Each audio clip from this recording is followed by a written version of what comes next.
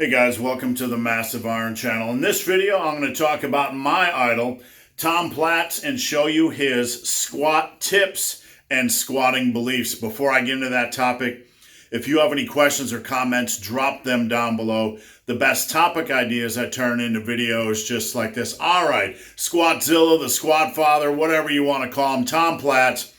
Back in my day, back when I got into lifting in '86, I loved Tom. I gravitated towards Tom because he had these big, tremendous wheels, and everybody else was obsessed with biceps and chest and all that kind of good stuff. But Tom has always been my idol. So I did some research, got some tips and beliefs that Tom has, and I'm going to cover them in this video.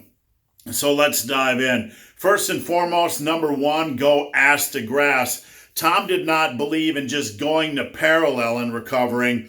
He was a big proponent of going all the way down as far as you can and then all the way back up. That's something Tom firmly believed in. Number two, Tom used a weightlifting shoe with a wooden heel. This is actually Tom's shoe right here. The coloring screwed up because of my ganky ass printer, but his heel was not purple. It was actually wooden. Tom wore weightlifting shoes with a wooden heel, and he believed it provided, or he knew it provided him with better balance, so he stuck with these things. Number three, and this kind of goes along with his weightlifting shoes, Tom did not believe in putting a block under your heels for balance. It was a little bit too tricky. It's something he thought that could cause a problem. The weight could move or the block could move, so he was against it. Now, this is kind of a foreign concept for us in the modern day, but back in the 80s and 70s, things like that, it wasn't uncommon for lifters to put a plate or a block under their heel when they squatted to help them reach depth. In fact, when I got into lifting back in the 80s, it was a pretty common practice, and I actually played around with it a little bit myself before giving it the heave-ho. Next, number four, Tom did not believe in performing leg extensions before squats. Now, in the modern era, this isn't something anybody really ever does, but back then, guys kind of didn't have the same amount of information we did, so you found some guys were doing leg extensions before squats. Tom believed it retarded his squat progress and said no. Now, number five, Tom said squats first, and this piggybacks on number four. Nothing before squats. Always do squats when you have the most energy and the most focus. Number six, and this one might be a little bit odd, even though we're kind of in a full body or frequency, period in lifting history where everybody accepts frequency training as being okay. Tom believed in resting your thighs 48 hours between squat sessions. Nothing crazy, right? But if you consider the way Tom trained his squats and with the intensity he trained it, it would probably leave us unable to walk, right? It would leave us unable to even crawl to the door, get out of the car. Tom would still come back 48 hours, at least 48 hours, rest 48 hours, and come back and squat again. Number seven, on his normal training days, Tom only did, and get ready for this, two sets of squats, two working sets of squats. It was typical for him to do his first working set of squats with 405 pounds for, wait for it, 35 reps.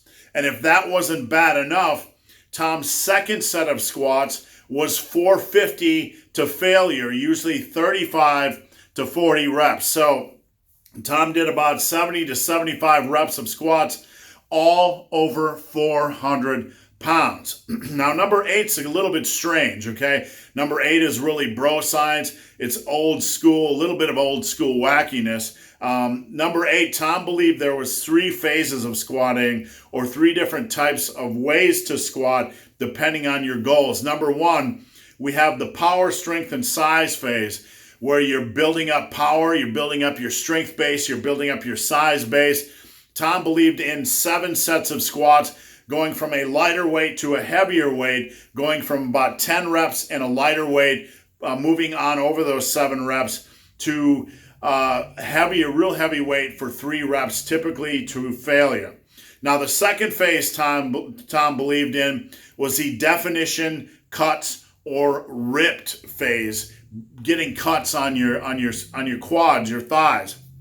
Since Tom already had the size, he recommended for the definition or cuts phase only doing 2 sets. Really, he would warm up with 2 sets of 10, I believe, and then do 2 all-out sets like we just talked about for 35 and 40 reps. So when you see Tom doing this stuff, he was actually training for what he thought to be definition, cuts, and getting ripped.